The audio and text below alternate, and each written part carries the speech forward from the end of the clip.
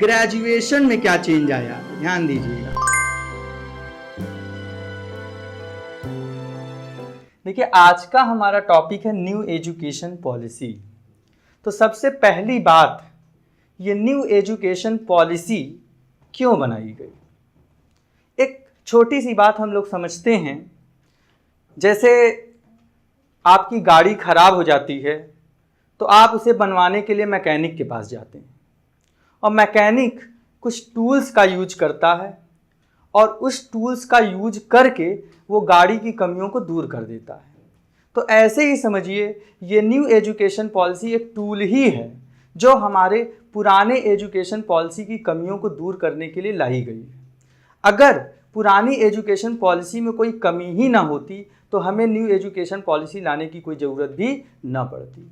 जब भी कोई नया सिस्टम आता है तो इसका मतलब ये होता है कि उससे पहले वाले सिस्टम में कुछ कमियां रह गई हैं।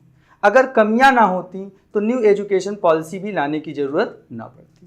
तो पहली बात ये क्लियर हो गई कि new education policy old education policy की कमियों को दूर करने के लिए लाई गई।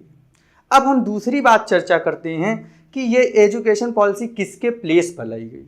तो ध्यान दीजिए कि न्यू एजुकेशन पॉलिसी 29 जुलाई 2020 को डिक्लेयर हुई है।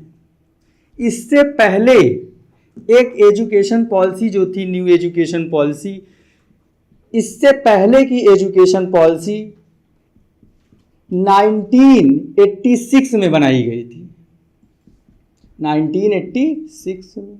और इससे भी पहले एक एजुकेशन पॉलिसी बनाई गई थी 1968 में। तो अगर हम ये कहें कि ये न्यू एजुकेशन पॉलिसी हमारी थर्ड पॉलिसी है तो ये गलत नहीं होगा। आफ्टर इंडिपेंडेंस ये थर्ड पॉलिसी है जो एजुकेशन के लिए बनाई गई है। और 1986 के बाद आफ्टर 34 ईयर, है ना, 34 ईयर के बाद इसरो प्रमुख रहे डॉक्टर के कस्तूरी रंगन की अध्यक्षता में एक कमेटी चलाई गई। उसी कमेटी के द्वारा ये पॉलिसी बनाई गई। अब ये न्यू एजुकेशन पॉलिसी में थोड़ी सी और बात हम समझते हैं कि इससे पहले जो न्यू एजुकेशन पॉलिसी है, ये जो है पहले जो हमारा एक डिपार्टमेंट था HRD, human resource develop ministry, इस ह्यूमन रिसोर्स डेवलपमेंट मिनिस्ट्री का नाम बदल के अब एजुकेशन मिनिस्ट्री रख दिया गया है। एजुकेशन मिनिस्ट्री, पहले ह्यूमन रिसोर्स डेवलपमेंट यानी HRD मिनिस्ट्री बोला जाता था। उसी के अंडर में एजुकेशन से रिलेटेड सारे वर्क होते थे, लेकिन अब उसका नाम बदल के एजुकेशन मिनिस्ट्री रख दिया गया। और दूसरी बात, अब हमारा जो GDP है, ग्रॉस डोमेस्टिक प्रोडक्शन है, उसका 6% ऑफ GDP हमारा खर्च होगा एजुकेशन के पर्पज से। गवर्नमेंट ने ये न्यू एजुकेशन पॉलिसी में क्लियर कर दिया है कि वो टोटल GDP का 6% एजुकेशन पॉलिसी पर खर्च करेगी। जबकि आपको मैं बताऊं, इससे पहले जो ये परसेंट था वो परसेंट 4.4% था, 4.4% ऑफ GDP। और एक मजे की बात तो मैं आपको ये भी बता दूं कि 2017-18 में केवल 2.7% ऑफ GDP, 2.7% ऑफ GDP इन 2017-18 में 2.7% ऑफ GDP ही एजुकेशन के पर्पज से खर्च कर पाई थी गवर्नमेंट। अब आप ये सोचिए, आपको लगता होगा कि पहले 4.4% था, अब 6% है, यानी केवल 1.6% ऑफ GDP, केवल 1.6% ऑफ GDP इंक्रीज किया गया है एजुकेशन के पर्पज से। लेकिन ये 1.6% ऑफ GDP एक बहुत बड़ी अमाउंट है, ह्यूज अमाउंट है। आपको पता होना चाहिए कि इंडिया की GDP टोटल 209 करोड़ डॉलर की है। अगर हम इसका 1%, 209 लाख करोड़ डॉलर की है इंडिया की GDP, अगर हम इसका 1% भी निकालते हैं तो लगभग 2 लाख करोड़ आएगा, और इसका 1.5% भी 3 लाख करोड़ के ऊपर की अमाउंट होगी। यानी 3 लाख करोड़ रुपए से ज्यादा अमाउंट अगर क्या किया जाएगी, एक्स्ट्रा खर्च की जाएगी एजुकेशन के पर्पज से, तो ये एक बहुत बड़ी अमाउंट है जिसे आप इग्नोर नहीं कर सकते। इससे एजुकेशन के लिए बहुत सारी नई अपॉर्चुनिटीज बढ़ेगी। अब ये तो मैंने बेसिक बात बताई, अब न्यू एजुकेशन पॉलिसी में क्या चेंजेस आए हैं अब ये समझने की जरूरत है। तो इन बातों को हम 2 पॉइंट में समझेंगे। न्यू एजुकेशन पॉलिसी में क्या चेंजेस आए हैं इसे हम 2 तरीके से समझेंगे। एक स्कूल लेवल पर क्या चेंज आया है, यानी स्कूलिंग में क्या चेंज आया है तो स्कूलिंग में, और दूसरा यूनिवर्सिटी लेवल पे क्या चेंज आया है, यूनिवर्सिटी लेवल पे। तो पहली बात है हम ये पढ़ेंगे कि स्कूल लेवल में क्या चेंज आए हैं न्यू एजुकेशन पॉलिसी में। तो इसमें सबसे पहला पॉइंट है कि जो स्ट्रक्चर है हमारा, स्ट्रक्चर कह लीजिए, पैटर्न कह लीजिए या फॉर्मेट कह लीजिए, वो पहले 10+2 का था। अब इसको बदलकर 5+3+3 और +4 रख दिया गया है। अब ये 5+3+3+4 का मतलब क्या है? इसमें जो पहला पॉइंट है 5, ये जो 5 है इसमें हमारा नर्सरी, फिर LKG, UKG, क्लास 1 फर्स्ट और क्लास 2 यानी सेकेंड, ये 5 क्लासेस हमारी फर्स्ट 5 में रखी जाएंगी। फर्स्ट 5 में नर्सरी से लेकर क्लास 2 तक की 5 क्लासेस रखी जाएंगी। उसके बाद सेकेंड जो 3 है उसमें 3 क्लासेस रखी जाएंगी। कौन सी 3 क्लास रखी जाएगी उसमें? सेकेंड के बाद यानी थर्ड, फोर्थ और फिफ्थ। उसके बाद नेक्स्ट थर्ड में नेक्स्ट 3 क्लासेस रखी जाएंगी, यानी 6, 7 और 8 की क्लासेस रखी जाएंगी। उसके बाद नेक्स्ट 4 में जो रखा जाएगा वो नेक्स्ट 4 क्लास रखी जाएगी, यानी 9th, 10th, 11th और 12th। अब आपको मैं बताऊं, ये जो फर्स्ट 3 क्लास है इसको फाउंडेशन स्टेज भी बोला जाता है। फाउंडेशन स्टेज, फाउंडेशन का मतलब होता है नींव। कहते हैं अगर किसी मकान की नींव आप मजबूत बनवाते हैं तो मकान के ऊपर का हिस्सा अगर थोड़ा कमजोर भी हो तो भी टिक जाएगा, लेकिन अगर मकान की नींव कमजोर हो तो ऊपर आप कितना भी मजबूत बनवाएं वो ढह जाएगा।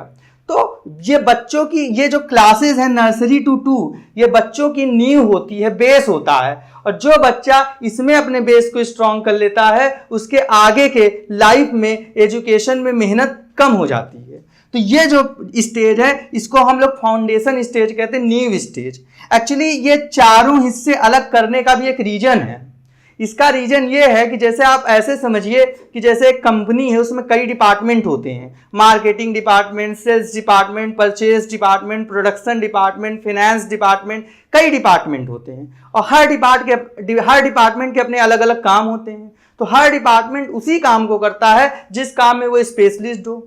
जैसे प्रोडक्शन डिपार्टमेंट केवल प्रोडक्शन करेगा, परचेज डिपार्टमेंट केवल परचेज करेगा, सेल्स डिपार्टमेंट केवल सेल्स करेगा। वैसे ही जब हम स्ट्रक्चर अलग कर दिए हैं तो स्ट्रक्चर के हिसाब से अलग अलग टीचर लाए जाएंगे और जो अपने अपने फील्ड में माहिर होंगे। तो नर्सरी टू 2 तक वही टीचर्स पढ़ाएंगे जो क्या करें, नर्सरी से लेकर 2 तक की क्लास को अच्छे तरीके से इफेक्टिवली पढ़ा सकें, और 3 से लेकर 5 तक उस तरह के टीचर लाए जाएंगे जो 3 to 5 तक अच्छे से पढ़ा सकें। इसी तरीके से अलग अलग स्पेशलिस्ट लाए जाएंगे जो क्या करेंगे, स्ट्रक्चर के हिसाब से एजुकेशन प्रोवाइड करेंगे। तो ये फाउंडेशन स्टेज में बच्चों की नींव को मजबूत करने की कोशिश की जाएगी ताकि नर्सरी, LKG, UKG और फर्स्ट सेकेंड के बच्चों का बेस बहुत मजबूत हो जाएगा। और एक ये भी बात बहुत इंपॉर्टेंट है कि यहाँ पर जो नर्सरी टू 2 तक की क्लासेस हैं उसमें बच्चों के ऊपर बैग का बोझ कम कर दिया जाएगा, उनकी बुकें कम कर दी जाएंगी और उनको स्पोर्ट्स के जरिए यानी जो है खेल कूद के जरिए और योगा के जरिए सिखाने की कोशिश की जाएगी ताकि बच्चे क्या हो, इसी क्या होते हैं, बोर भी ना हो और उनको खेल खेल में नए टेक्निक्स से अच्छी चीजें सिखा दी जाए। फिर उसके बाद जो 3rd to 5 तक की क्लासेस हैं, जो नेक्स्ट 3 हैं, उसमें बच्चों को सब्जेक्ट से इंट्रोड्यूस कराया जाएगा, यानी उन्हें विषयों से परिचित कराया जाएगा कि साइंस क्या होता है, मैथमेटिक्स क्या होती है, सोशल साइंस क्या होता है, कंप्यूटर क्या होता है। उनकी रुचि सब्जेक्ट के प्रति क्रिएट करने की कोशिश की जाएगी और उन्हें सारे सब्जेक्ट के बारे में जानकारी प्रोवाइड की जाएगी। फिर जो नेक्स्ट 3 हैं 6, 7, 8, उसमें प्रॉपर सिलेबस के अकॉर्डिंग पढ़ाई अवेलेबल करवाई जाएगी। जो लास्ट वाला है 9 to 12, इसमें सबसे बड़े चेंजेस होने हैं क्योंकि यही एक बच्चों का सबसे बड़ा बेस होता है। तो 9th to 10th में सबसे बड़ा चेंज, 9 to 12th में सबसे बड़ा चेंज क्या होगा? पहली चीज आपको सबसे बड़ा चेंज मैं जो बता रहा हूं, पहली चीज 10th में नो बोर्ड एग्जामिनेशन, यानी 10th में बोर्ड का एग्जाम नहीं होगा, पहली बात। दूसरी बात सेमेस्टर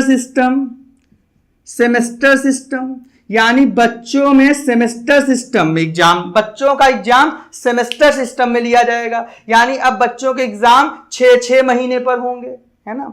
उसके बाद इसमें जो है बच्चों में जो पेपर होगा, एग्जाम का जो पेपर होगा उसमें केस स्टडी ज्यादा पूछी जाएगी, केस स्टडी और ऑब्जेक्टिव क्वेश्चन ज्यादा पूछे जाएंगे। इसका मेन मोटिव यह है कि बच्चों में सोचने समझने की क्षमता को बढ़ाना। इसका दूसरा मेन मोटिव यह है कि बच्चों में रटंत विद्या को खत्म करना। पहले बच्चे रट लेते थे और रट के एग्जाम देके पास हो जाते थे, लेकिन अब जो सिलेबस बनेगा वो ऐसा बनेगा, जो पेपर होगा वो ऐसा होगा कि कोई भी रट के उसको ना पास कर सके। इसीलिए केस स्टडी पूछी जाएगी जिसमें आपको डिसीजन, उसको सोच समझ कर ही आप डिसीजन ले पाएंगे, सोच समझ के ही आप उसका आंसर दे पाएंगे, रट के आप उसका आंसर नहीं लिख सकेंगे। और ऑब्जेक्टिव क्वेश्चन में भी आपको क्वेश्चन का जब डीप नॉलेज होगा तभी क्या होगा, आप उसका आंसर दे पाएंगे। तो इसका जो मेन मोटिव है कि बच्चों में रटने की जो आदत है उसको खत्म करना और समझने की क्षमता का विकास करना, बच्चों में एनालिसिस करने की कैपेसिटी को बढ़ाना, डीप नॉलेज प्रोवाइड करना, ये मेन ऑब्जेक्ट है यहां पर। तो ये चीजें मैंने आपको बताई, ये जो पहला था स्ट्रक्चरल चेंज। अब दूसरी बात है, जो पहली बात तो मैंने आपको बताया स्ट्रक्चर में क्या चेंज हुआ। दूसरी जो बात है कि इसमें जो रिपोर्ट कार्ड होगा, रिपोर्ट, पहले मैं आपको बता दूं इंटर्नशिप, अब इसमें इंटर्नशिप भी एक चीज लाई गई है चेंज। इंटर्नशिप का मतलब क्या होता है, अगर आप सिंपल लैंग्वेज में समझिए कि जैसे किसी एक्सपर्ट के यहाँ कुछ लोग सीखने जाते हैं और जब वो सीख कर खुद एक्सपर्ट बन जाते हैं तो वो अपना खुद का बिजनेस स्टार्ट कर देते हैं। जैसे कारपेंटर है, बढ़ई है, उसके यहाँ कोई पर्सन जा रहा है कारपेंटर के साथ में, बढ़ई के साथ में जा रहा है काम करने और उसके साथ लकड़ी का काम करवाने में, है ना, उसकी हेल्प कर रहा है। और कुछ साल जब उसकी साथ उसकी हेल्प करता है तो वो भी लकड़ी के काम को अच्छे से जान जाता है और फिर वो अपना खुद का बिजनेस शुरू कर देता है, खुद कारपेंटर बन जाता है। पेंटिंग का काम है तो कोई जो एक्सपर्ट पेंटर है उसके साथ जाके पेंटिंग करता है और जब खुद एक्सपर्ट बन जाता है तो खुद का बिजनेस शुरू कर देता है ना। तो यहां पर क्या किया जाता है, इंटर्नशिप में हम किसी स्पेशलाइज्ड पर्सन के साथ वर्क करते हैं और जब हम लोग उस वर्क को करके उसमें स्पेशलाइज्ड बन जाते हैं, यानी उसमें हमें विशेष नॉलेज हो जाती है, तो हम उस काम को खुद शुरू कर देते हैं। तो यहां पर जो 6 ऑनवर्ड बच्चे हैं, 6 ऑनवर्ड यानी क्या होते हैं, 6 से बड़े क्लास के जो बच्चे हैं उनको इंटर्नशिप की सुविधा दी जाएगी। इंटर्नशिप की सुविधा में ये होता है कि बच्चों को सीखने के लिए भेजा जाएगा। बच्चे क्या करेंगे, बच्चे कारपेंटर के यहाँ, पेंटर के यहाँ, है ना, प्लम्बर के यहाँ जाएंगे और क्या करेंगे, उनके यहाँ ट्रेनिंग लेंगे और फिर उसके बाद 12th के बाद उनको डिप्लोमा का एक सर्टिफिकेट दिया जाएगा जिससे वो अपना खुद का बिजनेस शुरू कर सकते हैं। तो आप ये भी सोच रहे होंगे कि भाई हम इतना पढ़ लिख कर हम यही काम करेंगे, पेंटिंग का काम करेंगे, कारपेंटर का काम करेंगे। ऐसा नहीं है बेटा।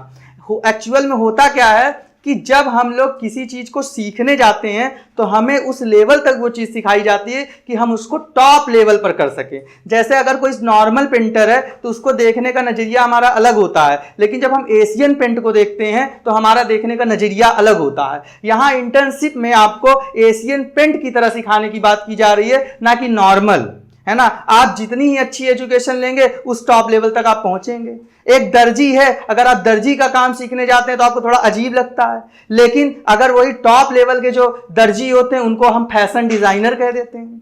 तो कहने का मतलब बस यही है कि हमें उस टॉप लेवल तक इंटर्नशिप में सिखाने की कोशिश की जाएगी। तीसरी बात,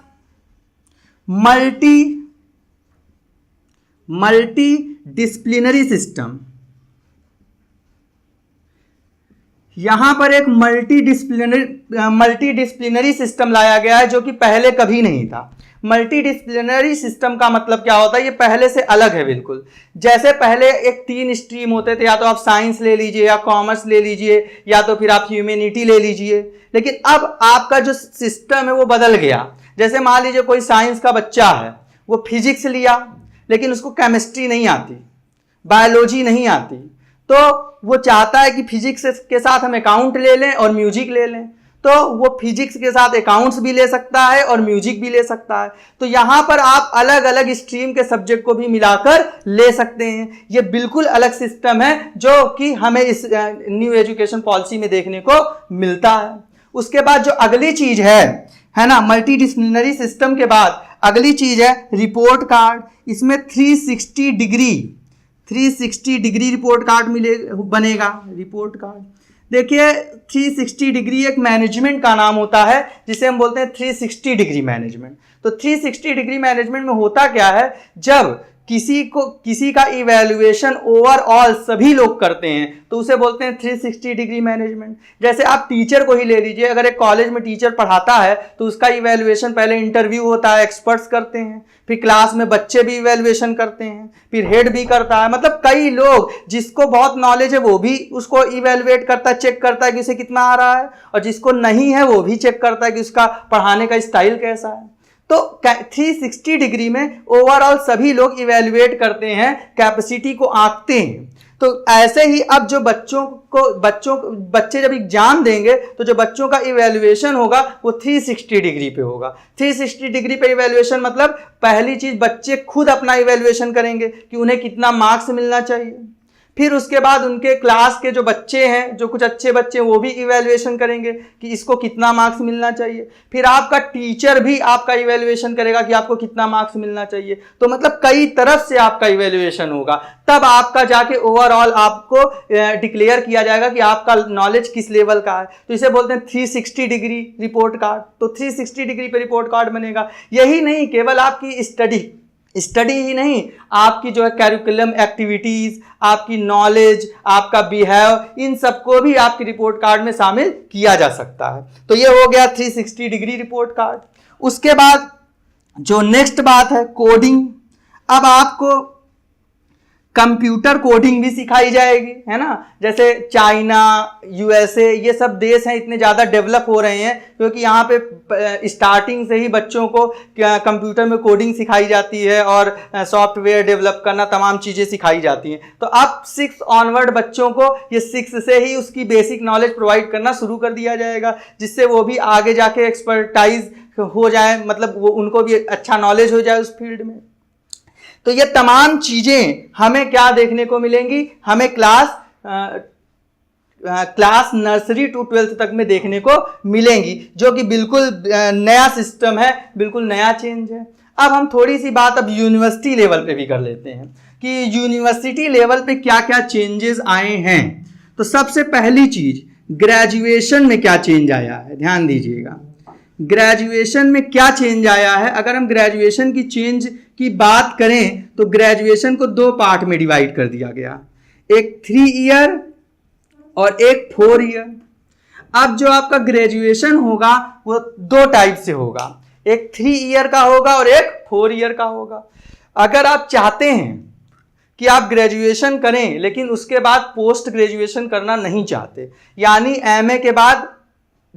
बीए के बाद एमए नहीं करना चाहते, आप बीकॉम के बाद एमकॉम नहीं करना चाहते, आप बीएससी के बाद एमएससी नहीं करना चाहते, तो आप 3 ईयर का ग्रेजुएशन करके आप जॉब कर सकते हैं। लेकिन आप अगर ग्रेजुएशन के बाद पोस्ट ग्रेजुएशन करना चाहते हैं तो ऐसी कंडीशन में आपका ग्रेजुएशन 4 ईयर का हो जाएगा। मींस अगर आप ग्रेजुएशन नहीं करना चाहते, आप अगर पोस्ट ग्रेजुएशन नहीं करना चाहते तो आपका ग्रेजुएशन 3 ईयर का होगा, और आप अगर पोस्ट ग्रेजुएशन करना चाहते हैं तो आपका ग्रेजुएशन 4 ईयर का होगा। लेकिन अब आपको ऐसा लगेगा कि फिर 4 ईयर का ग्रेजुएशन, फिर 2 ईयर का मास्टर डिग्री, 6 ईयर, ऐसा नहीं है। अगर आप 4 ईयर का ग्रेजुएशन करेंगे तो उसके बाद आपका पोस्ट ग्रेजुएशन 1 ईयर का हो जाएगा, तो फिर पीजी कितने साल का हो जाएगा, 1 ईयर का ऑटोमेटिक। यानी आपको टोटल लगेगा 5 ईयर ही, लेकिन ग्रेजुएशन 4 ईयर का करना पड़ेगा और पोस्ट ग्रेजुएशन 1 ईयर का हो जाएगा, है ना। ऐसा इसलिए भी है क्योंकि जैसे बहुत सारे लोग ग्रेजुएशन छोड़ के कभी भी पोस्ट ग्रेजुएशन कर सकते थे, लेकिन अब ऐसा नहीं होगा कि अगर आप पोस्ट ग्रेजुएशन करना चाहते हैं तो आपको पहले से ही 4 ईयर कंप्लीट करके रखना पड़ेगा, नहीं तो आप क्या कर पाएंगे, पोस्ट ग्रेजुएशन नहीं कर पाएंगे। तो ये चीज़ क्लियरिटी ला दी गई है ना। उसके बाद क्या होता है कि नेक्स्ट चीज़ है मल्टीपल एंट्री एंड एग्जिट। ये देखिए बिल्कुल अलग चीज़ है। इसमें पहले होता क्या था कि जब आप जैसे मान लीजिए आप बीए कर रहे हैं तो बीए फर्स्ट ईयर किया आपने, बीए सेकेंड ईयर किया, लेकिन किसी कारण से आप बीए थर्ड ईयर नहीं कर पाए, तो ऐसी कंडीशन में आपकी फर्स्ट ईयर और सेकेंड ईयर की डिग्री खराब हो जाती थी, वेस्ट हो जाती थी। फिर उसको आप ना कहीं लगा सकते थे, ना उसका कोई यूज कर सकते थे, ना ही उसकी कहीं कोई वैल्यू रहती थी। लेकिन अब ऐसा नहीं होगा। अगर आप 1 साल का भी ग्रेजुएशन करते हैं तो उसकी भी वैल्यू होगी, 2 साल का ग्रेजुएशन करते हैं तो उसकी भी वैल्यू होगी, और 3 साल का ग्रेजुएशन करते हैं तो भी उसकी भी वैल्यू होगी। यानी अब आपका जो 1 ईयर का अगर आप ग्रेजुएशन करेंगे तो आपको एक सर्टिफिकेट दिया जाएगा, ठीक है।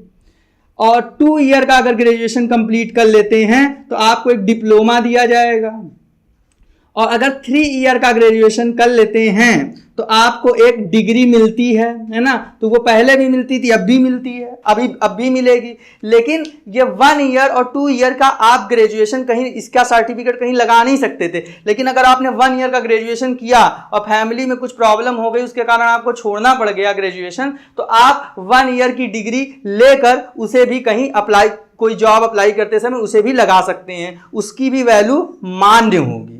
तो इस तरीके से क्या होगा, ये भी एक वैल्यूएबल थिंग है ना। जैसे आप सेविंग अकाउंट खोलते हैं, उसमें पैसा जमा करके रखते हैं और जरूरत पड़ने पे वो पैसा आपको काम आता है, ठीक उसी तरह से ये जो आपकी डिग्री है, अगर आपने क्या किया, 1 ईयर का ग्रेजुएशन किया, उसके बाद आपने सेकेंड थर्ड ईयर का नहीं किया, छोड़ दिया, तो ये आपका जो ग्रेजुएशन की डिग्री रहेगी वो क्या होता है, आपके जो है डिजिटल बैंक में सेव करके रख दी जाएगी, और आप आगे चल के आगे का ग्रेजुएशन भी कंप्लीट कर सकते हैं और इस डिग्री को कहीं जॉब में अप्लाई करते समय भी लगा सकते हैं। तो है ना। तो ये इस तरीके से मल्टीपल एंट्री एग्जिट है, मतलब आपका किसी भी ईयर का सर्टिफिकेट वेस्ट नहीं जाएगा, चाहे आप पूरा ग्रेजुएशन करें चाहे ना करें, है ना। उसके बाद थर्ड बात है मल्टीप्लिसिटी, है ना, multi disciplinary system.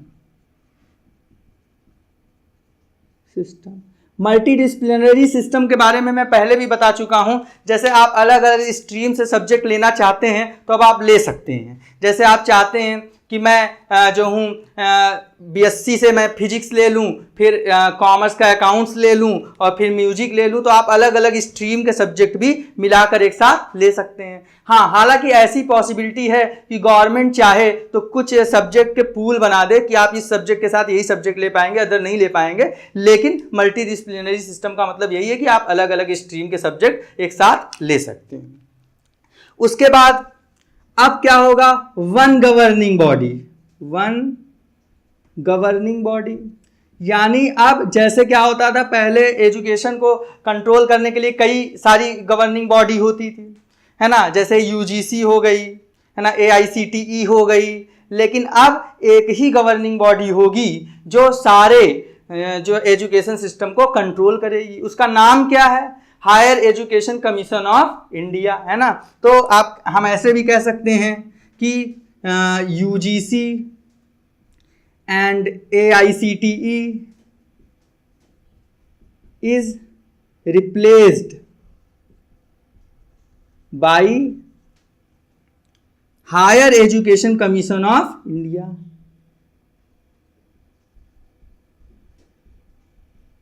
Commission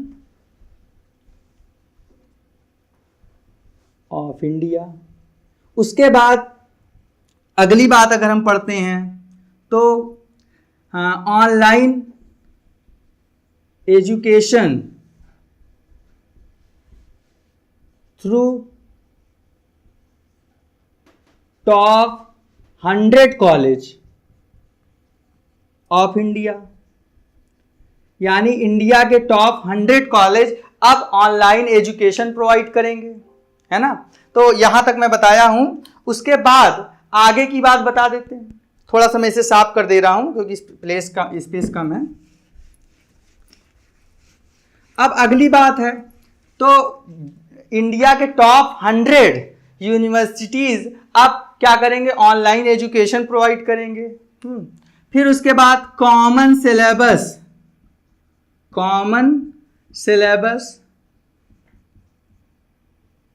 for all universities. अब आपको, जैसे आप दिल्ली यूनिवर्सिटी में पढ़ रहे हैं तो वहाँ का सिलेबस कुछ और है, यूनिवर्सिटी ऑफ इलाहाबाद का सिलेबस पढ़ रहे हैं वहाँ का कुछ और है, बीएचयू का सिलेबस पढ़ रहे हैं वहाँ का कुछ और है। तो इस एजुकेशन पॉलिसी में ये प्रयास किया जा रहा है कि जितनी भी यूनिवर्सिटी हैं वहाँ सारे यूनिवर्सिटी के सिलेबस एक जैसे कर दिए जाएँ, ताकि बच्चों को अलग अलग चीज़ें ना पढ़ाई जाएँ, है ना, एक जैसे नॉलेज मिले। अब कॉमन सिलेबस रखा जाएगा for all university of India.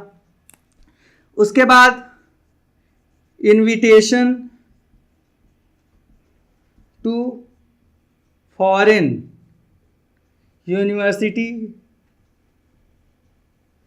जो फॉरेन की टॉप यूनिवर्सिटी हैं उनको इंडिया में इनवाइट किया जा रहा है ताकि वो हमारे बच्चों को एजुकेशन प्रोवाइड करें। इसका विशेषज्ञों का ये मानना है कि जो टॉप यूनिवर्सिटी है फॉरेन की, अगर वो हमारे यहाँ आ जाएंगी तो उससे जो हमारे देश के लोग बाहर एजुकेशन पाने के लिए जाते हैं उनका जाना बंद हो जाएगा। इससे हमारे बैलेंस ऑफ पेमेंट भी फेवरेबल होगा और हमारी जो है देश की वैल्यू भी बढ़ेगी, इकोनॉमी भी बढ़ेगी। तो इसलिए फॉरेन यूनिवर्सिटी को भी अपने यहाँ इनवाइट किया जा रहा है ताकि वो एजुकेशन हमारे देश में ऑनलाइन प्रोवाइड करें और हमारे देश के एजुकेशन लेवल को बढ़ाएं।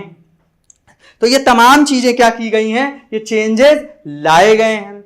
और आपको बताएं कि ये जो कुछ मेजर बातें थी जो मैंने आप लोगों को बताई कि न्यू एजुकेशन पॉलिसी में ये चेंज हो रहे हैं। अगली बार मैं और डिटेल के साथ आपके सामने आऊँगा। Thank you, have a nice day to all of you, good day.